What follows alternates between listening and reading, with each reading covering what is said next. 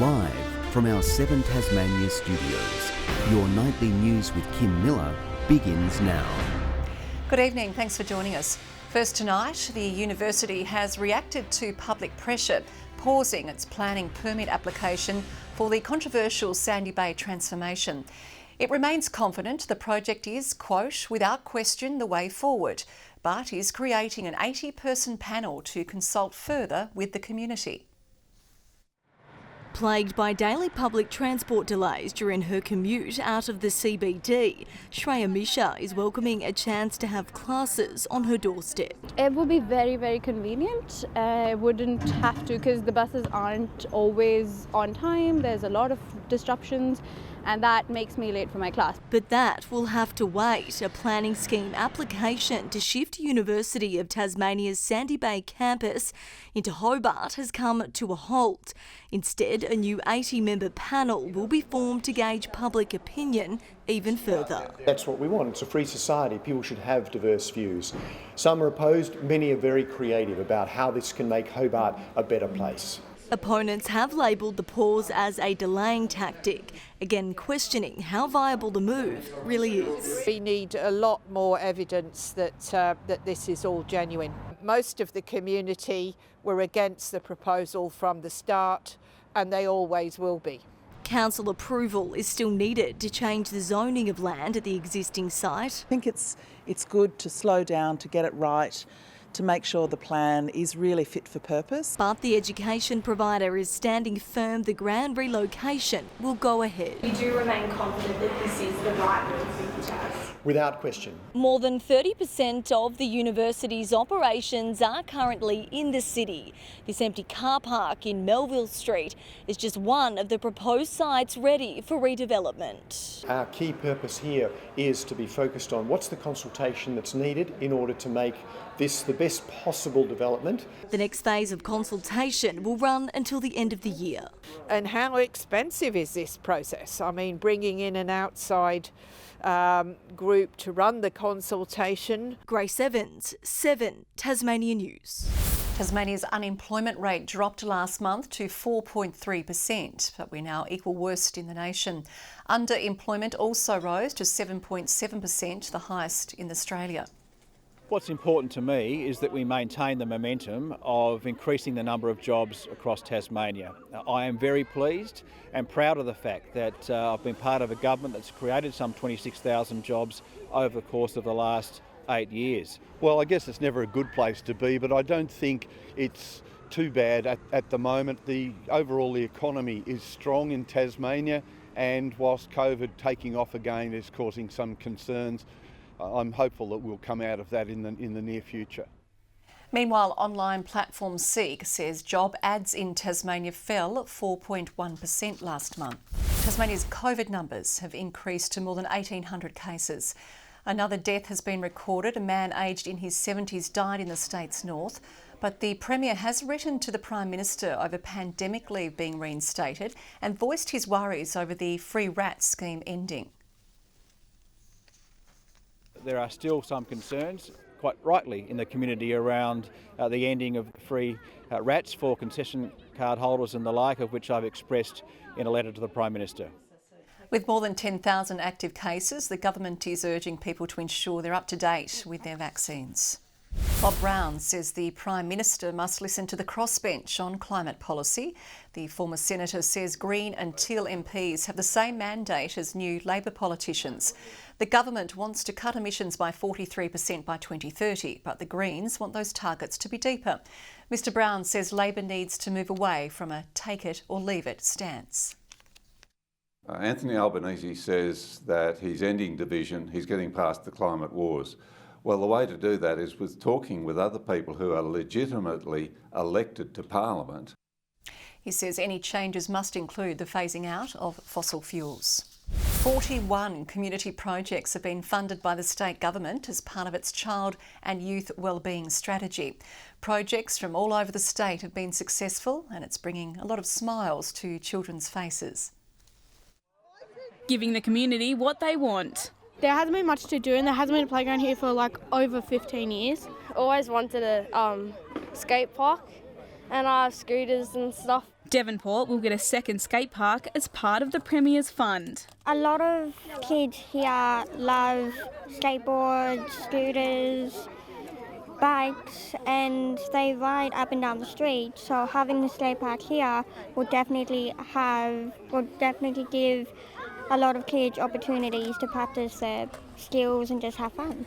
This project, one of 41 which make up the $1.5 million strategy. There's investments not only in skate parks and pump tracks and that physical infrastructure, but also dyslexia camps, for example, for children with dyslexia. Migrant Resource Centre have youth multicultural programs as well, and so there's a whole range of activities that support and reflect the community needs that they have voiced. 89 submissions were narrowed down, which the state government say reflects the program's success. This won't be the end of it. There are other opportunities for organisations that may not have been successful this time around to be able to apply again. The region's mayor welcoming the announcement, which has been in the works for more than 5 years. The skate park will give that next age group a really good opportunity to exercise and have fun without having to go to the nearest skate park that we currently have, which is at the Bluff, which is kind of the other end of town really. The skate park will be complete within the financial year. Talia Jordan, 7 Tasmania News.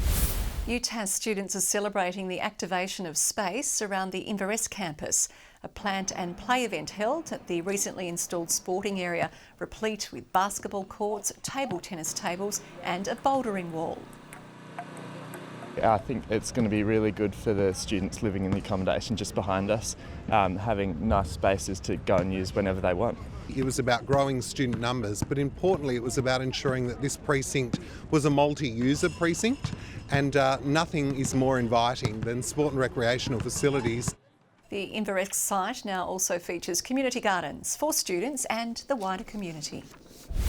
A new Service Tasmania website will allow for greater access to more than 400 government services.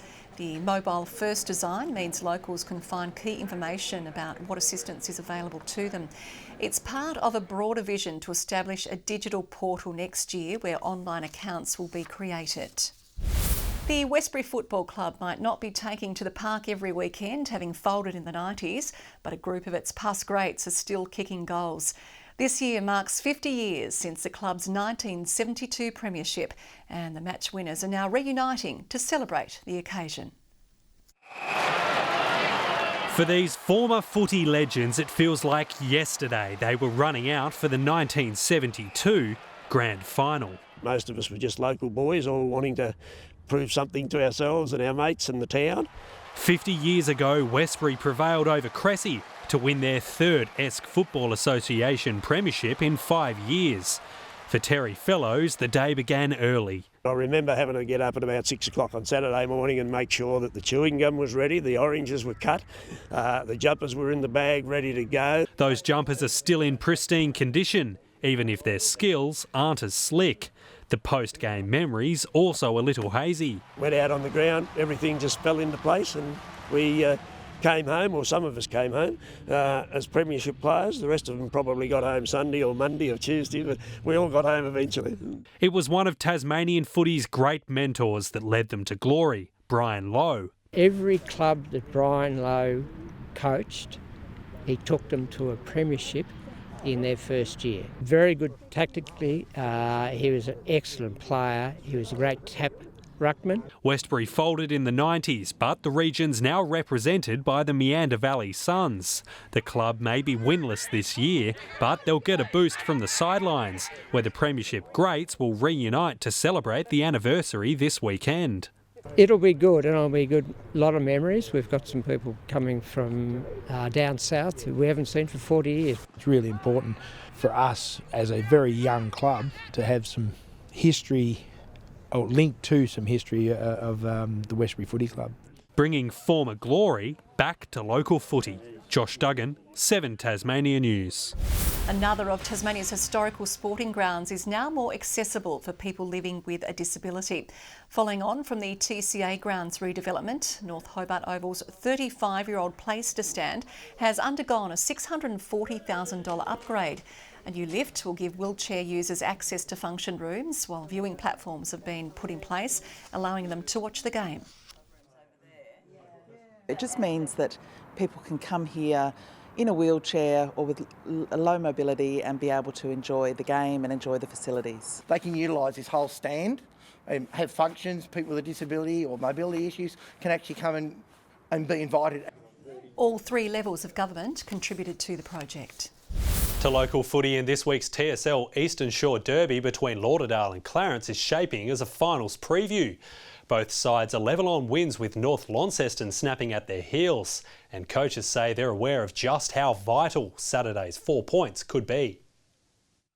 It's a rivalry with enough space, but this weekend's Eastern Shore fixture is high stakes. Both teams obviously know the ramifications if we don't win, so yeah, it's probably the biggest Eastern Shore game that's been played in a while. And we're in the same boat, same points. Whoever wins just gets that a little bit of breathing space. It's the beginning of a season-defining fortnight for the Roos. The coach says curtailing Lauderdale's playmakers is critical. For us, it's recognising, treating them with respect, and ensuring that we come out and play our brand of footy. The Bombers confident last week's bye sets them up nicely for a tilt at September. We've trained as well as we could.